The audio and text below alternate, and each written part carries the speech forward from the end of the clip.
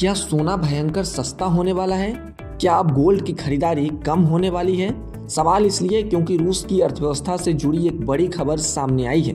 दुनिया के सबसे बड़े गोल्ड रिजर्व रखने वाले देशों में शामिल रूस अब अपना सोना बेचने पर मजबूर हो गया है। रूस के गोल्ड रिजर्व में पिछले 24 साल की सबसे बड़ी गिरावट दर्ज की गई है।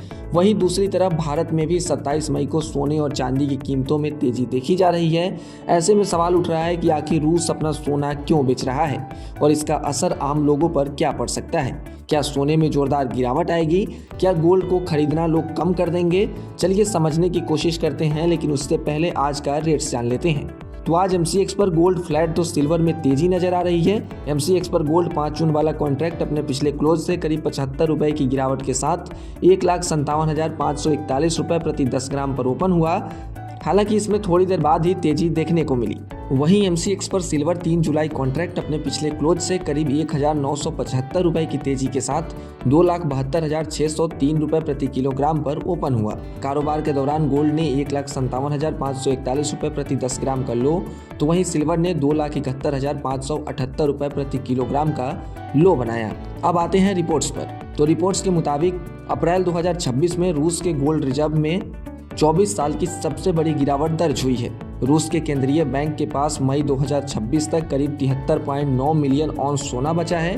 सिर्फ अप्रैल महीने में ही रूस ने लगभग 2 लाख औंस सोना कम कर दिया है। वहीं जनवरी से अप्रैल 2026 के बीच रूस के रिजर्व में करीब 28 टन सोने की कमी आई।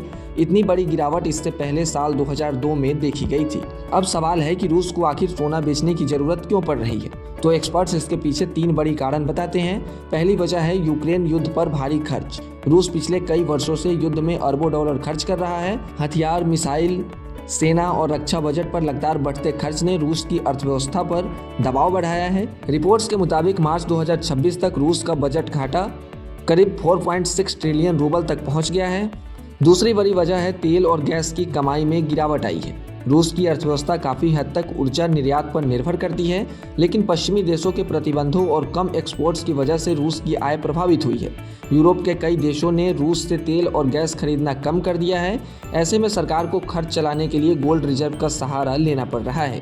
तीसरी वजह विदेशी मुद्रा की जरूरत मानी जा रही है। एक्सपर्ट्स का कहना है कि रूस अपना सोना बेचकर चीनी करेंसी युआन और दूसरी विदेशी मुद्राएं खरीद रहा है ताकि इंटरनेशनल ट्रेड जारी रखा जा सके। खास बात यह है कि सरकार जहां सोना बेच रही है, वहीं रूस के आम लोग तेजी से सोना खरीद रहे हैं।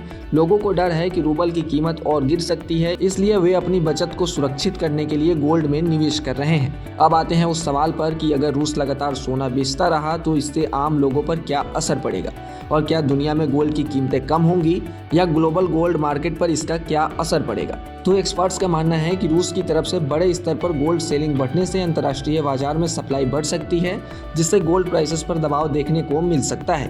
हालांकि दूसरी तरफ चीन समेत कई देश लगातार सोना खरीद भी रहे हैं, इसलिए बाजार में उतार चढ़ाव और वोलेटिलिटी बढ़ने की संभावना ज्यादा है। ऐसे में अगर आप एक निवेशक हैं तो किसी भी निवेश से पहले अपने एक्सपर्ट से सलाह जरूर लें, क्योंकि वोलेटिलिटी में आपको फायदा होता है तो कभी कभी नुकसान भी हो सकता है। और ऐसे ही तमाम अपडेट्स और शेयर मार्केट से जुड़ी तमाम जानकारी के लिए आप बने रहें गुड रिटर्न्स डिजिटल के साथ।